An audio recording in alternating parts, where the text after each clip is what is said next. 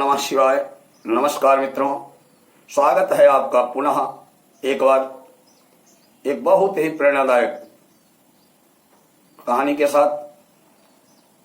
आजकल आपको पंचतंत्र की बहुत ही प्रेरणादायक कहानियां सुना रहा हूं। आज आपको एक नाग और नेवले की कहानी सुनाऊंगा, जिसके सुनने से घर में धन धान्य की वृद्धि होगी और सुख शांति आएगी। आगे बढ़ने से पहले ध्यान रखें, कहानी पूरी सुने जिससे उसका भाव समझ में आए, क्योंकि अधूरा ज्ञान किसी काम का नहीं होता। तो शुरू करते हैं। एक ब्राह्मण देवता थे, अच्छे विद्वान थे, अपना पूजा पाठ कर्म कांड आदि करते थे। घर में सुख शांति समृद्धि थी। उनकी धर्म पत्नी भी सुशील थी, गुणवान थी। काफी दिनों के बाद भगवत कृपा से उनके एक संतान हुई, पुत्र। पुत्र प्राप्त होने के बाद वो अत्यंत आनंदित रहने लगे, खुश हुए। उनके जीवन में खुशियां आ गईं। बहुत ही आनंद चित्त दोनों पति पत्नी रहते थे। एक दिन पंडित जी महाराज सोचने लगे कि मेरा बच्चा अकेला है, इसके साथ कोई खिलौना हो जिससे वो खेलता रहे। पंडित जी निकल पड़े बाजार में। पहले तो एक कुत्ते का पिल्ला छोटा सा देखा बच्चा, चलो कुत्ता ले चलूंगा और उसके साथ मेरा बेटा खेलता रहेगा। ये भी सोचने लगे ये नुकसान पहुंचा देगा मेरे बच्चे। बिल्ली देखी, खरगोश देखे, लेकिन कहीं भी पंडित जी का मन नहीं डिगा कि ठीक नहीं रहेंगे। ऐसा विचार करते रहे। कहीं भी किसी भी जीव को लाने के लिए वो संतुष्ट नहीं हो सके। आ रहे थे वापस, तो एक गांव में एक मदारी दो नेवले लेकर के वो खेल दिखा रहा था गांव में। पंडित जी को नेवला पसंद आ गए। उन्होंने सोचा कि अगर एक नेवला मैं ले जाऊं तो मेरे बच्चे की देखभाल भी करेगा, बच्चा इसके साथ खेलेगा भी, और कोई हिंसक जीव सांप आदि घर में आ जाएगा उससे मेरे बच्चे की रक्षा भी करेगा। पंडित जी ने मदारी से निवेदन किया कि हे भाई मदारी, मुझे अपना एक अच्छा वाला नेवला दे दीजिए जो मेरे बच्चे के साथ खेल सके और कोई संकट आए उसमें मेरे बच्चे की रक्षा भी कर सके। मदारी ने एक नेवला पंडित जी को दे दिया। पंडित जी ने भी उसको उसका उचित मूल्य दिया। नेवला लेके पंडित जी अपने घर आ गए। पंडितानी से बोले, आज से नेवला मेरे घर में रहेगा, जैसे मेरे पुत्र प्यारा है वैसे ही ये नेवला भी प्यारा रहेगा। ये बहुत होशियार है। और नेवला बच्चे के साथ खेलता रहता, छोटा बच्चा था। पंडितानी के सदैव शंका रहती थी कि कभी ऐसा न हो कि नेवला मेरे बच्चे को नुकसान पहुंचा दे। उनके दिमाग में एक बात बैठ गई कि नेवला मेरे बच्चे का नुकसान कर सकता है, उसके प्राण संकट में आ कर ले जा सकता है।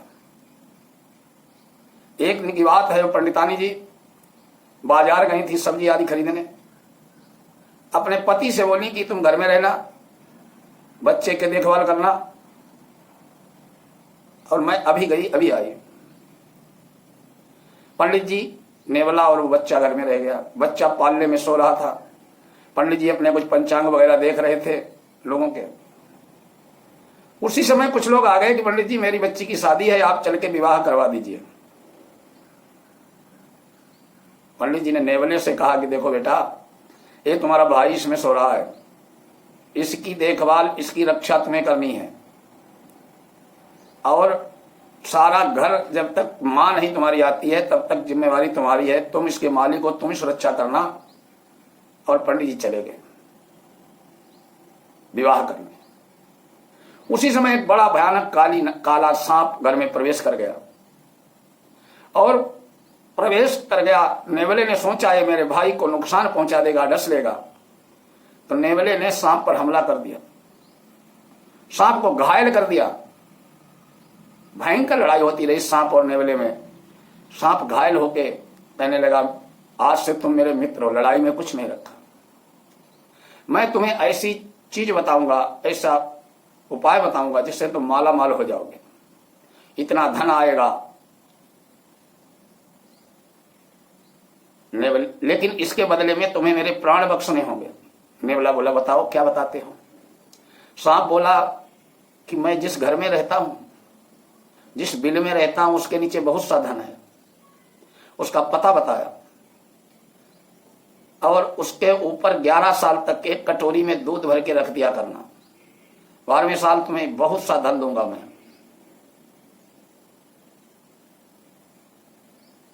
नेवले ने सांप के प्राण बख्श दिए, लेकिन सांप फिर उस बच्चे की तरफ चल दिया। नेवला ने सोचा ये तो मेरे भाई को काट लेगा, तो नेवले ने गुस्सा में उसको टुकड़े टुकड़े कर दिए, सांप के काट लिया। सांप को मारने के बाद नेवला मुख्य दरवाजे के पास बैठ गया, जाकर पालने के नीचे सांप के टुकड़े पड़े। उसी समय पंडितानी सब्जी का झोला भर के खरीद के ले आई थी। नेवले को दरवाजे पर बैठा देखा और उसका मुंह जो था खून से लथपथ था। पंडितानी ने कहा, मैं तो सोचती थी, मैं तो पहले ही कहती थी मेरे बच्चे को नहीं छोड़ेगा, आज इसने मेरे बच्चे को जो है नुकसान पहुंचा दिया। गुस्सा में बिना सोचे पंडितानी ने सब्जी वाला झोला नेवले के ऊपर पटक दिया और भागती गई। बच्चा सो रहा पड़ा, आनंद से सुरक्षित पड़ा।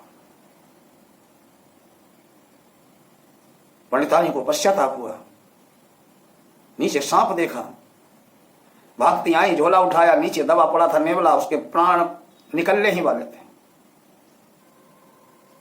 नेवला से माफी मांगने लगे पंडितानी। नेवला बोला, माता मेरे को एक बात तुम्हें बतानी है कि वफादारी तो सबकी करो, लेकिन इतनी वफादारी किसी की कभी मत करो जिससे प्राण संकट में आ जाए। मैंने आपके पुत्र की रक्षा के लिए अपना जिंदगी संकट में डाल दी, अपनी जान की बाजी लगा करके तुम्हारे बेटे को बचाया, पूरी वफादारी की, क्योंकि पिताजी मेरे को सौंप के गए थे भाई को, लेकिन आपने तब भी मेरे पर भरोसा नहीं किया। वफादारी उतनी करो जितने में अपने प्राण बचे रहे। आज मैं मर रहा हूं क्योंकि मैंने वफादारी की।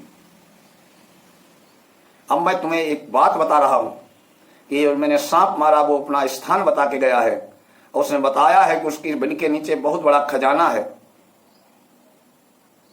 जब पिताजी आ जाएं तो उनको बताना और खजाना खोदवा लेना। पंडित जी आए, तब तक उन्होंने देखा कि नेवला मर चुका है। पंडित जी बोले, अरे भगवान तूने क्या किया, मेरे लिए तो दोनों पुत्र समान थे, उसने मेरे पुत्र की रक्षा की, अपने छोटे भाई की रक्षा की, आपने तूने उसको मार दिया। आज के बाद लोग किसी पर वफादारी ही नहीं करेंगे। बहुत पंडित जी दुखी हुए। सांप का खजाना जो नेवले ने बताया था उसे जाके खोद के लाया। उससे नेवले क्या कल्याण के लिए बहुत दान पुण्य किया, सांप की सर्प बलि की और जीवन में बहुत ही धन प्राप्त किया, आनंद प्राप्त किया, पुण्य कर्म किए। एक कहानी है सांप और नेवले की। किसी को अचानक अपने घर की जानकारी नहीं दे देनी चाहिए, सांप ने बताया, समझ में आता। और वफादारी में अपनी जान दे देना, जिनको हमारी वफादारी की कीमत भी न पता हो, ये नेवले से प्रेरणा मिलती है। आशा है कहानी आपको अच्छी लगी होगी। ऐसे ही अन्य प्रेरणादायक कहानियों के साथ फिर मिलेंगे। नमस्कार।